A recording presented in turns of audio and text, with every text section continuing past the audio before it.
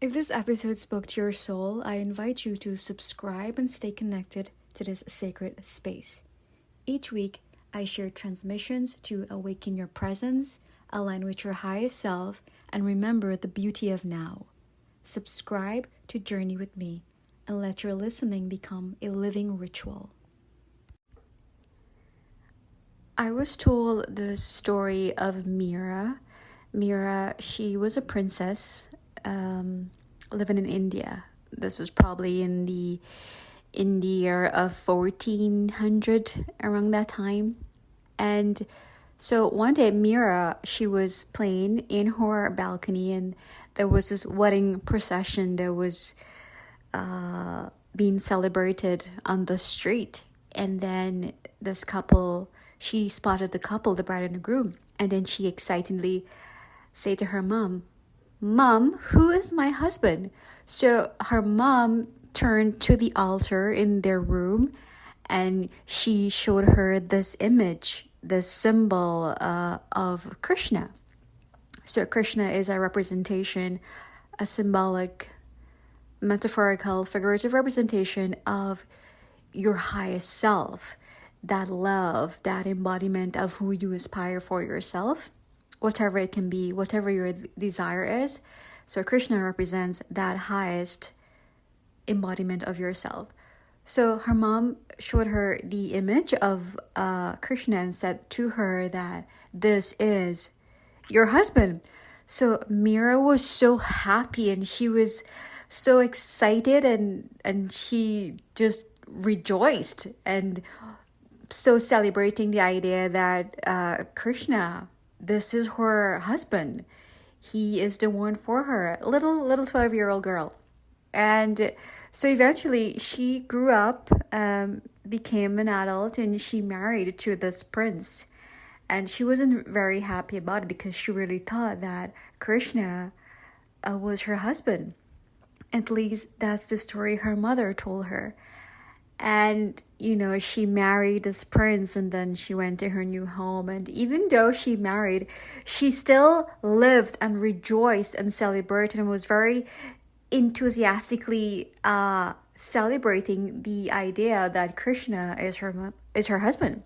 So she would be doing her chores, her cooking and cleaning, and doing her gardening in the yard, and she would be creating poems and music about Krishna, and she would rejoice and dance, and she would tell stories to everyone in the village. And her husband thought she was insane, and he would question her, "Who is this Krishna that you sing and you rejoice and you imagine about? You don't sing that way to me. And who is he?" And he became very angry about it. And never mind him, she still celebrated and rejoiced the story and the love and the affection that she has for Krishna. But what the story can tell us is, from since a child, Mira, she envisioned for herself this idea of Krishna, not the mere image that was on her altar, but this expression, this desire, the love that she imagined, that she embodied since a 12-year-old girl. That love kind of grow into her becoming a woman. And she lived and she celebrated that feeling, that desire of love and joy and excitement and enthusiasm and bliss and wonder and awe. And what this tells us is that if there is something that we desire for ourselves, if I'm sitting here and I'm thinking, I want to be a singer one day, we tend to look at that thing, that desire, from afar, right? And we look at it as something being separated from ourselves. But the idea of this whole story, what Mira was trying to teach us, is we have to become that desire. Being a singer, what does it take to be a singer? How would you feel to become a singer? You would be all excited and you would rejoice and you will celebrate yourself. You would praise yourself and you would adore yourself. So In essence, when you have a desire for yourself, whatever it is, you have to become the desire. If it's a car that you want, the car is a thing. But what are you desiring of the car? You desire that confidence. You desire that self-esteem. You desire that hopefulness and that excitement. That is what you're desiring, not really the thing sitting in the car. You desire that feeling, that emotion, how you would feel when you're actually sitting in that car. So what you want to do as you're imagining, or you're trying to conjure up a story of an image of what it would feel like to have that thing of your dream, become the desire, become the confidence of sitting in that car, become the love and the adoration and the excitement and the love that you would feel when you finally have your husband, and live in it, embody it every single day. So what this tells us is, when we desire something, we have to elevate our self-image in aligning with that aspect of ourself of becoming that thing. So when we desire something, we have to become our highest self.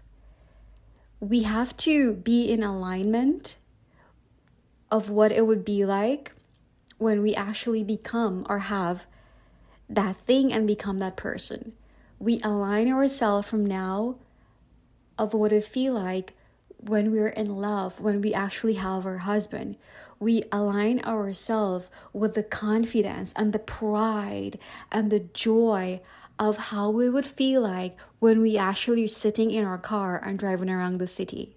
So your highest self, you don't wait until you have your husband or wait until you have your dream car to become your highest self. You be your highest self every single day. In the mornings, when you're working, when you're with family, when you're going to the supermarket, when you're sitting in conversations and gathering in communities, when you're sitting in your lonesome in your backyard and having your cup of coffee or tea, you're becoming you want to be your highest self in everyday mundane activities and moments. Embody the feeling. It is so simple to self-transform. It is so simple, and all it takes to transform really is to embody the feeling. I cannot lament more of this feeling. So let's sit a moment and have a little bit of a mini meditation. Let's picture ourselves as Mira, right? Mira, as she was growing up, she was just rejoicing and celebrating. And Krishna was like from a whole new different dimension. But in her reality, Krishna was real. She was rejoicing and celebrating as if Krishna was actually there. The point is, Krishna is eternal. He is timeless. And so is your desire of having that car and having that your husband. You want to treat it and prepare for it as if it is timeless. It's not something that is beyond you, because time has no limit.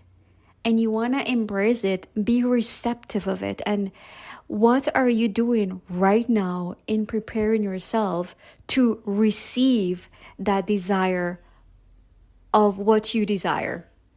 What are you doing right now to prepare yourself, let's say, for the husband? How are you carrying yourself? Are you preparing? Are you adoring yourself, keeping your hair and lashes and well kept? Are you, learning to cook in the meantime? Or are you maybe learning a new task or a new skill that you may want to show to that loved one? Or let's say you you have in that dream, you want to have that dream car. What would you do when you actually have that dream car? You would be happy. You would rejoice. You would be taking your friends and your families around. But you can still take your friends and family around, but maybe with the older version of the car right now, or a taxi or whatever mode of transportation. But you wanna keep that aliveness in your everyday moments. Feeling of alive. Do the activities, find yourself in circles that will inspire you to and empower you to keep that momentum of the aliveness. Feel aliveness. Rejoice.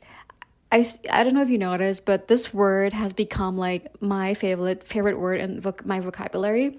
Rejoice. We see them and we read them in the ancient scriptures, but this is the lesson that was meant for us, to rejoice, celebrate, and be joyful in everyday moment, right? And do you know when you're on YouTube or you're scrolling on Instagram, mindlessly, and then you go back on YouTube again and the same things, the same like context that you would have been researching, you keep seeing them popping up everywhere, right? The algorithm. And that is likely how our mind works. Our brain, the mind, it's very plastic, it's malleable, it's an obedient child. So when I keep rejoicing, right, and I'm expressing all of this love and excitement and all of the feel-good emotions, and I keep doing it repeatedly, not just today and forget it tomorrow and then do it next 3-6 months from now, as I would when I'm scrolling on YouTube every day. I am looking at, Tim Robbins' podcast on YouTube, and then you have a whole set of content related to Tim Robbins that keep popping up.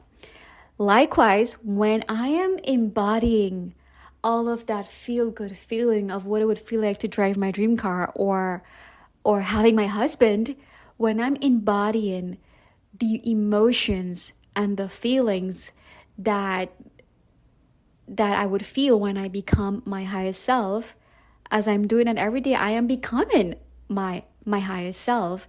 And eventually, the emotions that I repeatedly express, joy, excitement, enthusiasm, triumph, and passion, and purpose, and bliss, and awe, and wonder, I am training my mind to respond with the experiences of love and joy.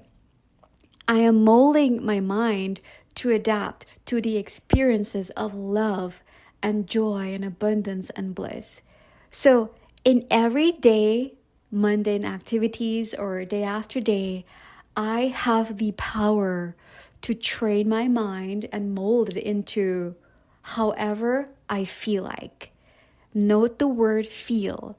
All it takes, like essentially what it takes to mold your mind in response to the experience that you want to experience in every day of your life, not in the future, right now, is feeling that emotion.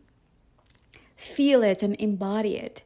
So I've mentioned in a previous podcast episode is that the brain, it's very much plastic, and we can mold it and train it however we want, and this is all because of the science of neuroplasticity. It's the ability of our brains to mold, to adjust, and to shape. It's the ability of the brain to mold, shape, and adjust itself in response to the experiences. And what are these experiences that we want to create for our life? The fun, the aliveness, the joy of being alive is you create the experience that you want to experience in your everyday activity. Don't wait until the future. Experience it here, right now. And when you do that, you mold and you embody yourself, and you're becoming your highest self every day. You are becoming that love, that adoration, and that bliss of what you hope to feel when you find your husband in the future. You are molding yourself in being that confident. I don't know how else you would feel when you drive your dream car. You're molding yourself to being that confident person of how it would feel like when you drive your dream car. So the idea of altering your self-image, when you look at someone that has that thing that you desire, maybe it's a blissful relationship or a dream career, you look up to this person, right? And they kind of empower and they inspire you. Note the feeling of how you feel when you look up to that person. It's kind of awe, and it feels expansive, and it feels joy. It's inspirational, right? So when you look at them, you take that idea, take that feeling that you felt, and become that feeling. That is exactly what you're really going for. You want that self-expression, that feel-good emotion. So when you look at someone that has something that you really want, note the feeling of how you feel, and then you take it and then you apply it in your everyday activity. And then you add it to that aspect of your highest self. So now you start to create this mental image or self-image of that person who you want to become. And who we want to become, note it's the person really who we want to become and not the thing that we want. So as you gather information around your environment, when you're driving or you're traveling, and you noticed people and you feel this kind of joy because of that thing or that experience of what they have, you take it and you kind of like build up on your self-image and you add it. I like the way she carries herself. I like that confidence and that boldness. I'm going to take that and add it to my self-image.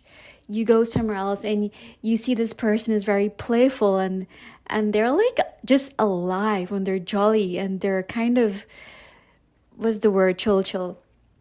So you take that. I'm going to take that, her joy and her sense of playfulness and, being bubbly.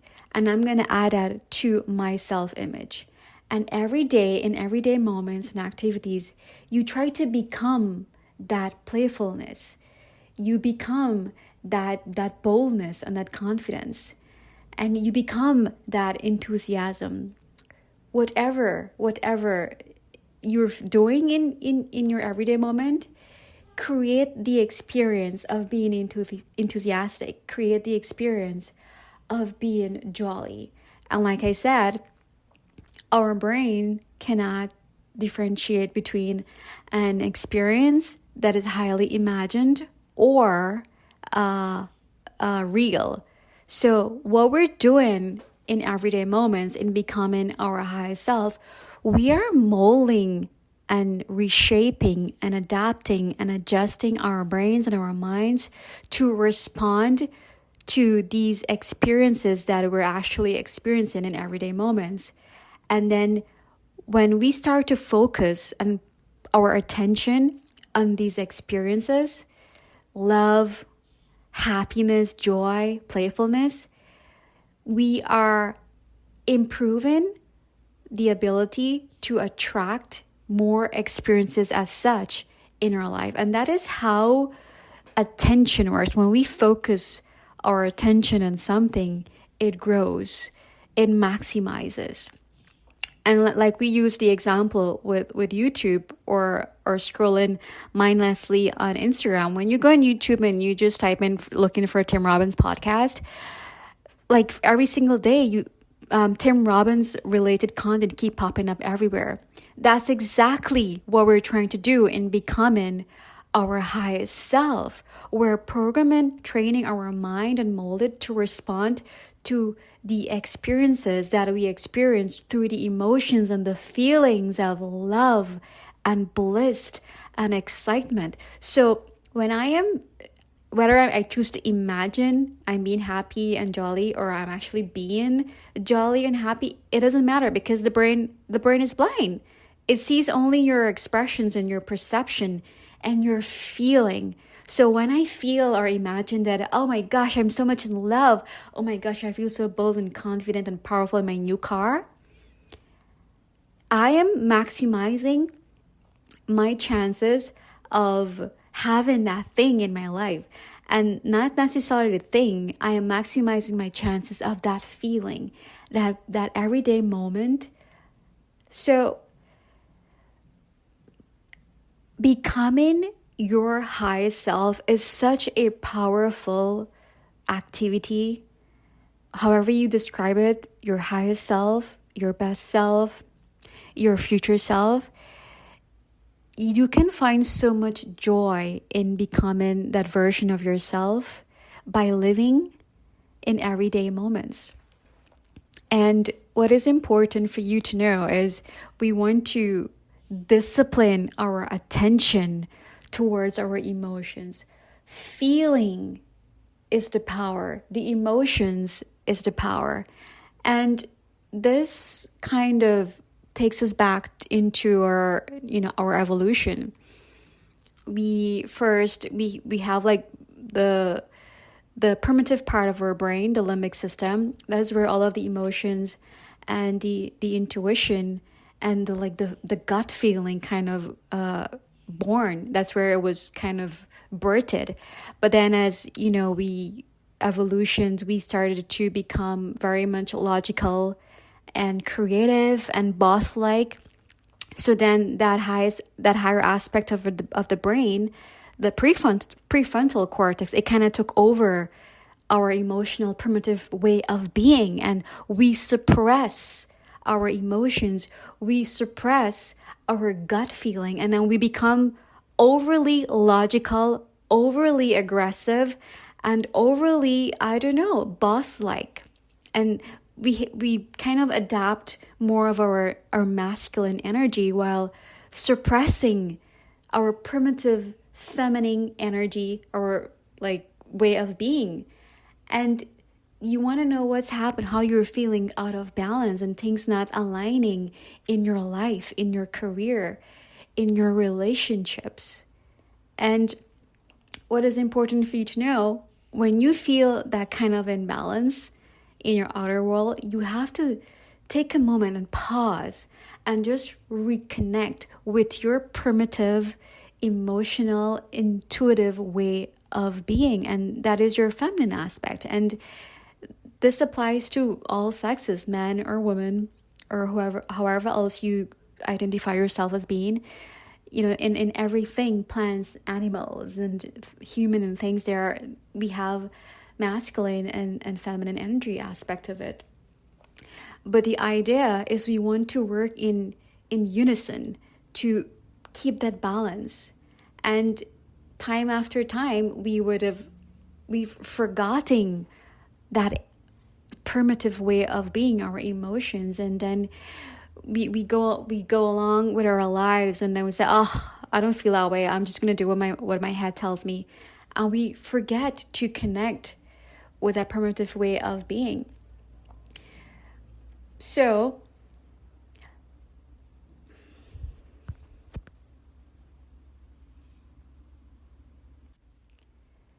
but we can always the easiest way to do that is to reconnect with who we are, our true identity. And when you feel a little bit of loss, all you have to do is go back, tap back into source, and ask yourself, who is my highest self?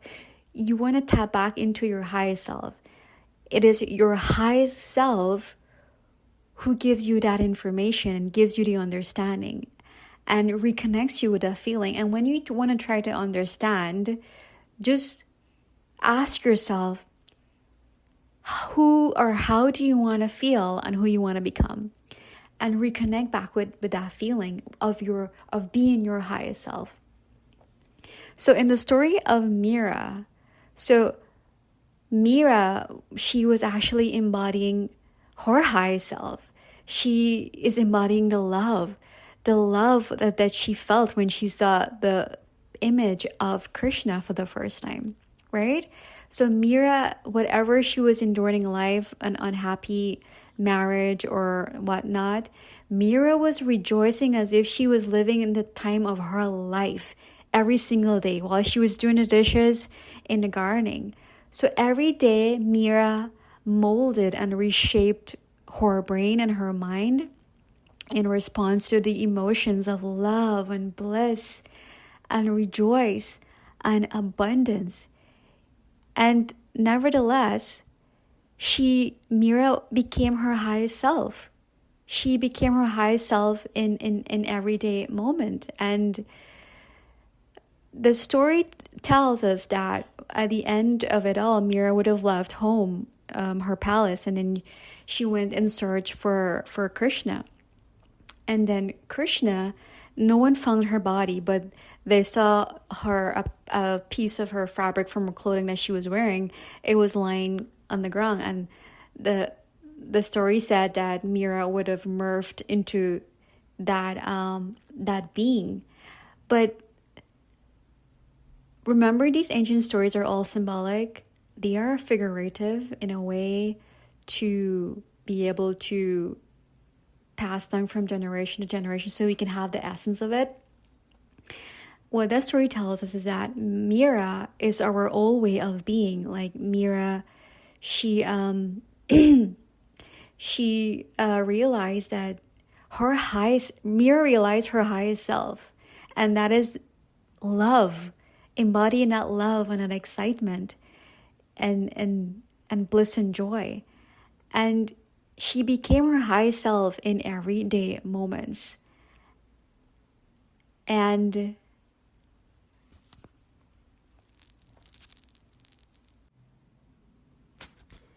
so Mira realized that the essence of being her highest self, Mira realized that, she became her highest self by aligning herself with the emotions of how she would feel like if Krishna actually comes to her. She lived her life, her highest self in everyday mundane activities, and she became her highest self. And the story is about realizing your highest potential, your highest human potential, and you can become that by just embodying the feel-good feeling of how you would feel like when you actually have that desire. And that is embodying love and bliss and happiness and joys. So what the story of Mira was trying to teach us is Mira, in order for Mira to become her highest self, she had to let go of the old self-concept or the self-image that she holds of herself. In the end, the story says that Mira would have left her palace and went in search of Krishna. And no one ever found her body. They just found her veil, and they believed that her body would have morphed into that being of Krishna.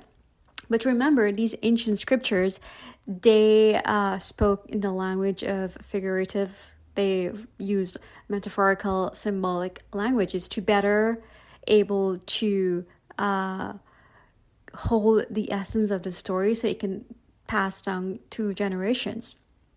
And the story essentially tells us that in order to become our highest self, our highest human potential, we have to alter our self-image, let go of the old version of ourselves, that old concept that we had of ourselves, which is symbolized by Mira's veil.